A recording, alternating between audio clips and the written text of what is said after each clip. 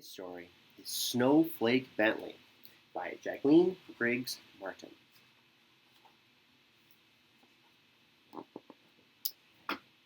Now, back in the days when farmers worked with ox and sled to cut in the dark with lantern light, there lived a boy who loved snow more than anything else in the whole world. He loved snow. William Bentley was born February 9th, 1865, on a farm in Jericho, Vermont, between Lake Champlain and Mount Mansfield, in the heart of the snow belt, where the annual snowfall is about 120 inches or 10 feet. While Bentley's happiest days were snowstorm days, he watched the snowflakes fall on his mittens and in the dried grass of the Vermont farm fields, on the dark metal handles of barn doors, and he said that snow was as beautiful as butterflies, or as pretty as apple blossoms. He could net butterflies, and he could show them to his older brother Charlie. He could pick apple blossoms and then take them to his mother, but he could not share the snowflakes because he could not save them. William's mother was a teacher until he was 14 years old. He attended school only for a few years. She had a set of encyclopedias, Willie said, and I read them all.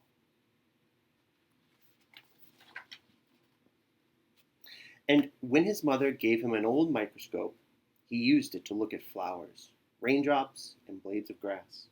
But best of all, he used it to look at snow.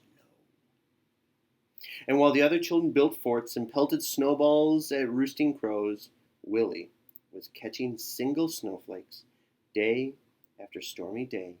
He studied the icy crystals. And from his boyhood on, he studied all forms of moisture. He kept a record of the weather, and he did many experiments with raindrops.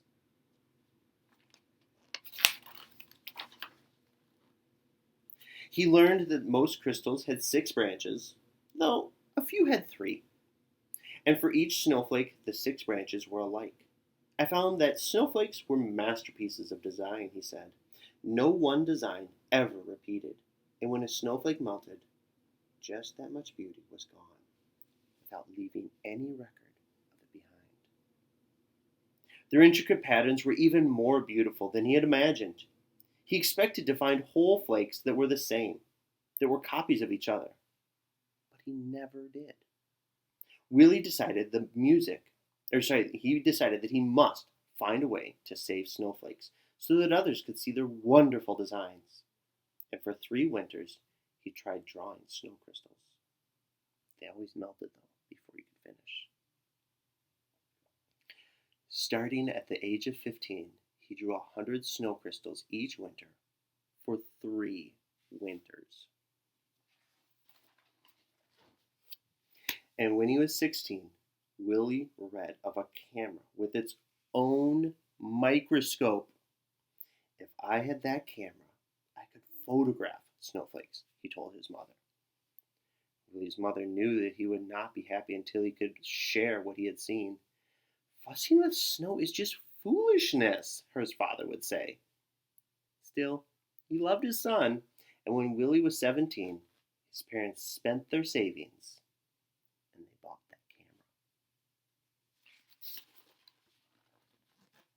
The camera made images on large glass negatives.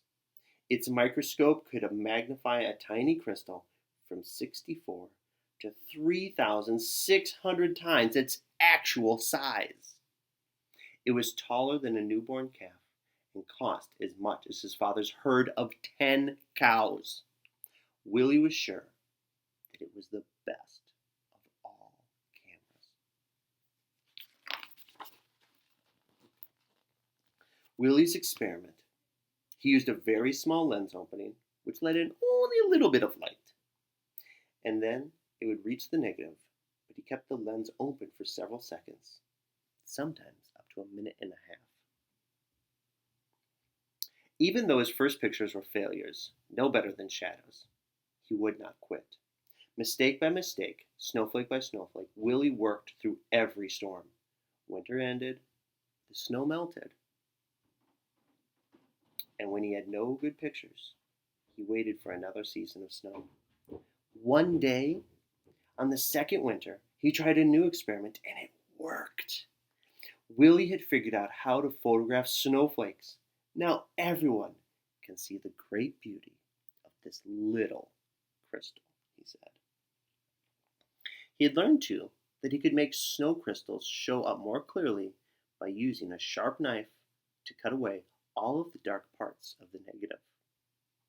This way, all the things around the crystal were etched.